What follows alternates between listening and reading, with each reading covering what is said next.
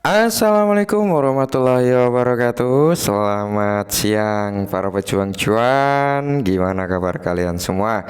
Semoga kalian dalam keadaan sehat semua ya. Dan saya doakan sukses semua buat kawan-kawanku semua. Dan tentunya semoga diberi umur panjang serta pintu rezekinya dibuka selebar-lebarnya. Amin. Dan tetap ya, tidak luput secangkir kopi harus selalu ada buat menemani kesempatan siang kali ini teman-teman, untuk melihat rekondisi daripada keadaan cryptocurrency, yang dimana kalau kita lihat per video ini dibuat ya, Bitcoin masih cenderung dalam 7 hari terakhir 5%-an penurunannya.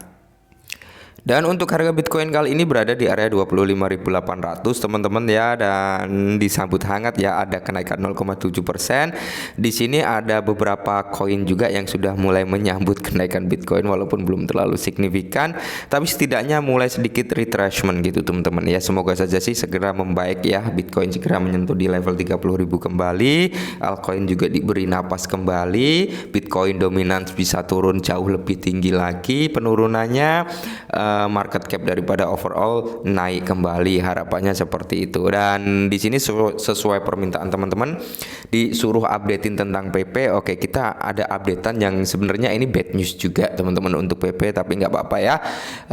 Kalau untuk sampai bull run mendatang sebenarnya informasi ini nggak perlu dikhawatirkan, tapi kalau untuk jangka pendek ya mungkin ini akan membawa presentasi penurunan juga. Oke, kita lihat price action daripada PP. Nah, ini adalah real chart daripada PP diambil dalam time frame harian ya, dari platformnya Max Global teman-teman ya.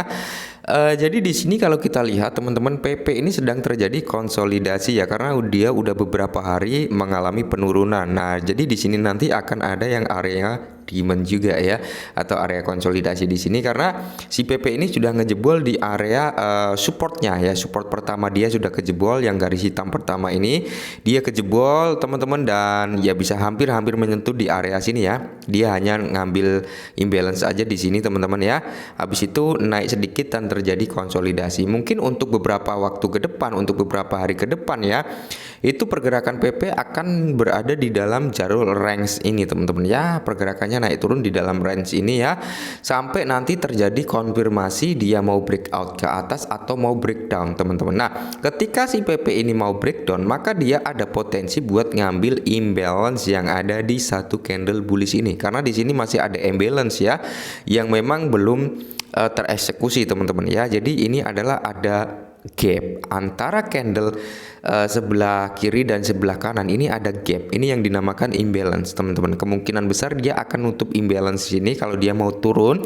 Tapi kalau imbalance ini nggak mampu menahan harga untuk breakout ke atas kembali, maka next dia akan mengambil juga supply yang ada di kepala 33 ini kalau dia mau breakdown. Nah, ketika si PP ini mau breakout ke atas teman-teman, next target dia itu adalah di level sini ya, di area kepala 1053 sampai di level kepala 1118 ya.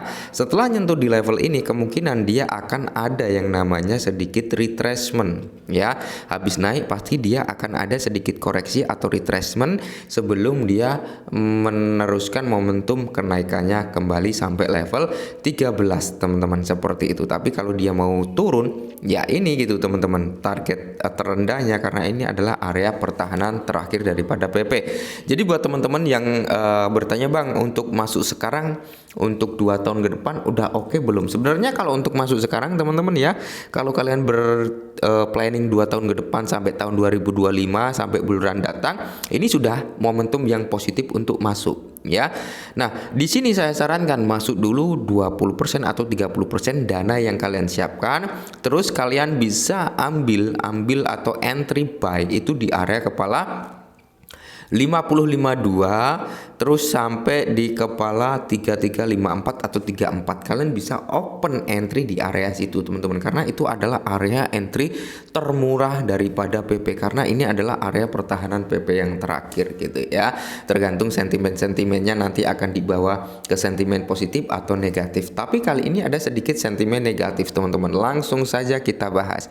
Nah, jadi ini dilansir dari YouTube ya teman-teman. Ada sekitar 1,5 triliun PP dijual merugi karena sentimen tetap buruk. Oke, kali ini sentimen PP memang sentimennya sedang buruk ya teman-teman, sedang buruk, sedang terjadi koreksi. Sebenarnya kalau kita berpikir secara realistis ya, bukan hanya PP teman-teman. Shiba, Price, Baby Doge, Ethereum, Cardano ya, terus ada Polygon Matic. Semuanya sentimennya sentimen buruk kali ini. Karena apa?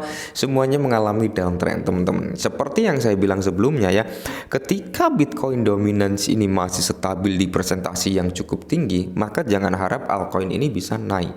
Karena apa, patokan kita tetap ya, price action Bitcoin naik, Bitcoin dominance turun. Patokan kita itu udah hukum alam. Price action Bitcoin naik, Bitcoin dominance turun, maka altcoin ya, alt season dimulai. Tapi selama price action daripada Bitcoin dominance ini masih sangat tinggi teman-teman, altcoin yang akan terkena cekikannya. Dan di sini pun ada satu gambaran di mana salah satu wanita memakai masker dan sedang menaikkan celana. Ini iklan bro ya, jangan terlalu sepaneng intinya, oke, biar nggak stres kita. Nah, jadi kerugian yang ditaruh oleh Wells ini sekitar 242.000 US dollar atau sekitar hampir menyentuh di 3 miliaran rupiah lah ya. Nah, ini bayangkan teman-teman, sekelas paus aja masih bisa tergocek, masih bisa mengalami sangkut, masih bisa cut loss. Ya, apalagi kita yang pemain retail dengan modal pas-pasan yang berharap mimpi dalam waktu dekat menjadi miliarder baru, itu dipending dulu teman-teman. Targetnya PP ini kalau saya sampai bull run ya. Kalau sampai bull run saya yakin teman-teman, harga PP bisa menyentuh ke level Rp1. Saya yakin, meskipun di white paper, di websitenya PP ini nggak ada utilitasnya, PP ini diciptakan hanya sekedar buat senang-senang aja. Tapi kalau menurut saya pribadi, karena PP sudah jebol juga di Binance, sudah jebol di Kraken ya, top exchange tier 1 udah jebol semua, tinggal ke Robinhood, Coinbase ya. Tidak menutup kemungkinan ketika dua platform itu terjebol juga, Rp1 bisa di depan mata. Itu kalau menurut saya pribadi ya. Jadi meskipun di sini ada sentimen-sentimen negatif tentang penjualan PP yang cukup besar ya, ini bisa menjadi bahan acuan kita atau bahan pembelajaran kita sebenarnya, yang dimana ternyata ya, bukan hanya pemain retail aja yang mengalami sangkut. Ternyata paus pun bisa terbawa FOMO dan sangkut. Sangkutnya nggak main-main bro. Mungkin kita yang masuk $50 ya, maksimal $100, mungkin kita sangkutnya di kisaran ratusan ribu ya. Tapi kalau paus sangkutnya nggak main-main, miliaran rupiah. Tapi dia tetap santai, tetap nyaman aja gitu ya, karena mereka berpikir bahwasanya ini hal wajar gitu. Nah, apakah penjualan tersebut valid? Dan di sini pun sudah ada data trackingnya teman-teman, di mana kalau kalian lihat bersama dari sini ya teman-teman, kalau kalian lihat di sini ya, jadi ini dari Blockchain teman-teman, 1 jam yang lalu ya, 3 dompet mungkin orangnya yang sama ya. Jadi satu orang yang sama dengan 3 dompet ini menyetorkan 1,5 triliun PP senilai 1,2 juta US dollar ke dalam platform Binance. Nah, ketika ada pengiriman dari walletnya ke platform, berarti akan ada indikasi yang namanya penjualan.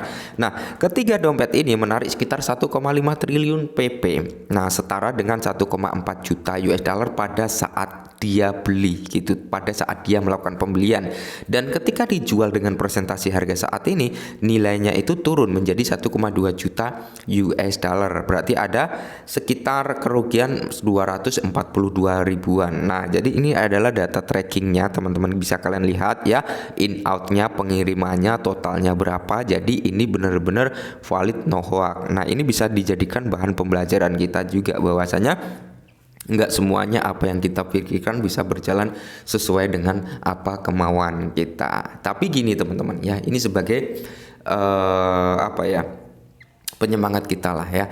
Saya yakin teman-teman, tapi tetap do your own research. Segala keputusan itu ada di tangan teman-teman. Kalau menurut opini dan keyakinan saya, melihat progres daripada PP saat ini ya, walaupun belum ada use case-nya, belum ada proyek-proyeknya gitu teman-teman. Tapi kalau sampai tahun 2025, saya kira untuk menyentuh di presentasi rank Rp1, saya yakin bisa. Sangat-sangat bisa teman-teman, bahkan bisa lebih dari itu. Apalagi nanti ketika memang PP ini mampu masuk ke dalam platform Robinhood dan Coinbase, itu sangat mantap jiwa nantinya. Oke, mungkin ini ya sedikit informasi tentang PP dan ini valid. Salam cuan.